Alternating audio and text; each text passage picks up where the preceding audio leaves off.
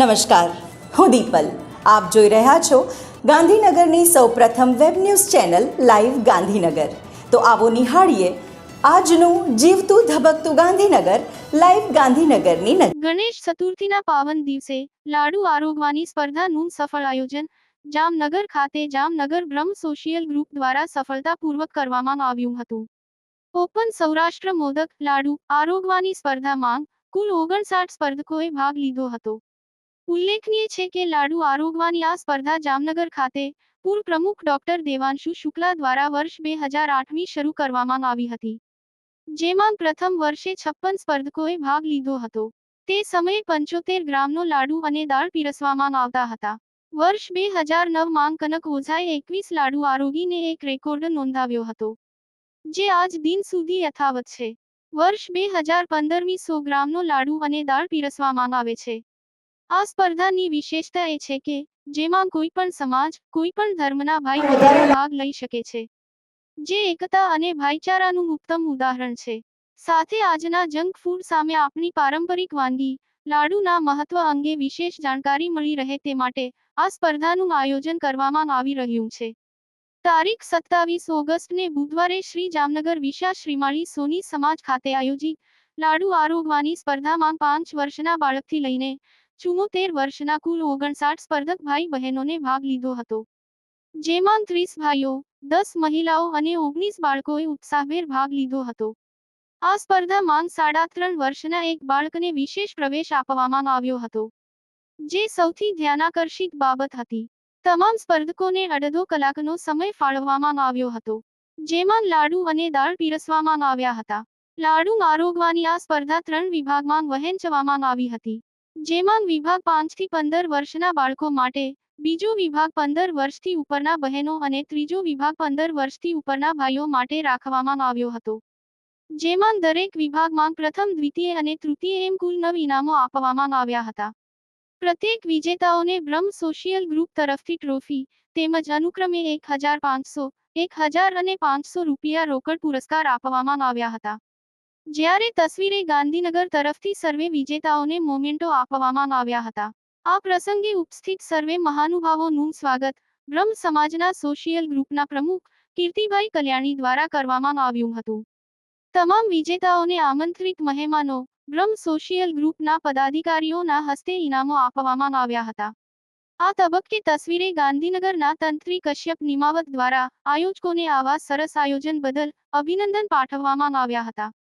સમગ્ર કાર્યક્રમનું સુંદર આયોજન અને વ્યવસ્થા બ્રહ્મ સોશિયલ ગ્રુપના પૂર્વ પ્રમુખ આનંદભાઈ દવે અને તેમની સમગ્ર ટીમ દ્વારા કરવામાં આવ્યું હતું.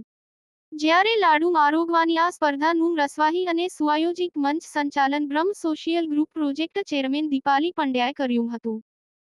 મારું નામ વ્યોમ ધવલભાઈ ઉપેન્દ્રભાઈ વ્યાસ છે.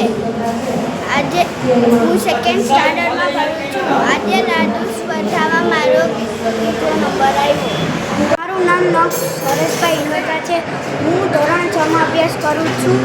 આજે હું પ્રથમ નંબરે લાડુ સ્પર્ધામાં પ્રથમ નંબર મારો આવ્યો છે. મારું નામ પ્રેમિલાબેન ચંદુલાલ વોડિયા છે. હું 3 વર્ષથી લાડુ સ્પર્ધામાં પાર્ટિસિપેટ કરી રહી છું. મેં પહેલા વર્ષે 9 લાડુ ખાઈને તૃતીય નંબરે લીધો. બીજા વર્ષે 9 લાડુ ખાઈને ટાઈ થઈ હતી, એમાં પણ તૃતીય નંબર લીધો. આ વર્ષે પણ 6 લાડુ ખાઈને તૃતીય નંબર ઉપર આવેલી છું. મારું નામ પદ્મિની કિરીટ ગજેરા છે. હું અહીંયા અમારા જામનગરમાં બ્રહ્મ સોશિયલ ગ્રુપ તરફથી 18 વર્ષે આયોજન થાય છે લાડુ સ્પર્ધાનું. તેમાં 11 વર્ષથી ભાગ લઉં છું અને 11 વર્ષથી વિનર થાઉં છું. મારો પહેલો નંબર આવે છે અને આ વખતે મેં ભાગ લીધો છે. મેં 7 લાડુ ખાધા અને મારો પહેલો નંબર આવ્યો છે. હું આનંદ દવે, પૂર્વ પ્રમુખ જામનગર બ્રહ્મ સોશિયલ ગ્રુપ. 2008થી ચાલુ કરેલી આ સ્પર્ધા એટલે કે ઓપન સૌરાષ્ટ્ર મોદક એટલે કે લાડુ આરોગવાની સ્પર્ધા આજ રોજ 2025 17મા વર્ષમાં પ્રવેશ કરી રહી છે. અને આ એક સુંદર માહોલની અંદર ટોટલ 59 સ્પર્ધકોએ ભાગ લીધો. એમાં 30 ભાઈઓ, 19 બાળકો અને 10 બહેનોએ આ સ્પર્ધામાં ભાગ લીધો.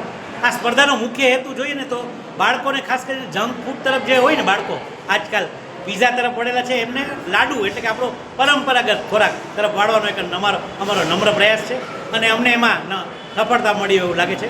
100 ગ્રામનો લાડુ હોય જેમાં 10 ગ્રામ ચોખ્ખું ઘી અને સાથે સાથે સૂકા મેવાથી ભરપૂર અને ખસખસથી આ ભરપૂર આવો લાડુ દાળ સાથે પીરસવામાં આવે છે અને લોકો હોંશે હોંશે આ લાડુ ખાઈ અને આ સ્પર્ધાને સફળ બનાવે છે. જામનગર બ્રહ્મ સોશિયલ ગ્રુપ પ્રમુખ કીર્તિભાઈ કલ્યાણી. જામનગર બ્રહ્મ સોશિયલ ગ્રુપ લગભગ 42 વર્ષથી આ જામનગરની સ્થાપિત થયેલું છે. એમાં ડૉક્ટરો, વકીલો અને એજ્યુકેટ લોકોનું ગ્રુપ છે અમારું, અને સમાજના જે પ્રતિષ્ઠિત લોકો છે એનું એક નાનું ક્લબ જેવું કહી શકાય એ શરૂ થયું હતું. આસ્તે આસ્તે બ્રહ્મ સમાજના સંસ્કારોએ એમને આખા બ્રહ્મ સમાજની અંદર આવરી લીધા.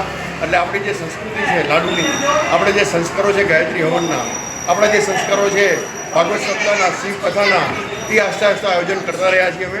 એમાં પણ અમારી પોથી હોય, પાર્ટિસિપેટ બોલાવીએ, અને જે લોકો આજે કથા કરવામાં પણ પોતે વિચારતા હોય, પોતાના ઘરે કથા નાની ન કરાવી શકતા હોય, એ લોકોને પણ અમે ભાગવત સપ્તાહની અંદર એમની પોથી લખીએ, એમને લોકોને બેસાડીએ ટોકન ચાર્જ લઈને, મિનિમમ ટોકન ચાર્જ, જેનો કહીને કે 100 રૂપિયાની અંદરનો ચાર્જ લઈ, અને એવા લોકોને પણ અમે ભાગવત સપ્તાહની અંદર પણ બેસાડ્યા છે. અને અમને આનંદ થયો છે કે આપણા નાના જે વર્ગો છે, આપણા નાના જે પરિવારના સભ્યો છે સમાજના, એ લોકો બ્રહ્મ સોશિયલ ગ્રુપની સાથે સંકળાયેલા છે અને લાભ લે છે. તો બ્રહ્મ સોશિયલ ગ્રુપ બધા લોકોના દાતાઓશ્રીઓના આશીર્વાદ અને સહકારથી અમે આવા નાના મોટા કાર્યક્રમો કરી રહ્યા છીએ. કાલે અમે પાણીપુરી સ્પર્ધા કરેલી, આજે લાડુ સ્પર્ધા કરેલી. ભવિષ્યમાં અમે ટૂંક સમયમાં વેલકમ નવરાત્રિ કરવાના છીએ, વિચારી રહ્યા છીએ. એ ટાઈમે અમે ફાઇનલ થશે એટલે ડિક્લેર કરીશું. અત્યારે હવે નવા પ્રોગ્રામો વિચારી રહ્યા છે. ટૂંક સમયમાં ભાગવત સપ્તાહનું આયોજન છે ડિસેમ્બર મહિનામાં, એ પણ અમે વિચારી રહ્યા છીએ, એ પણ અમે કરીશું ત્યારે. તો દર્શક મિત્રો, આપે અનુભવ્યો ગાંધીનગરનો ધબકાર.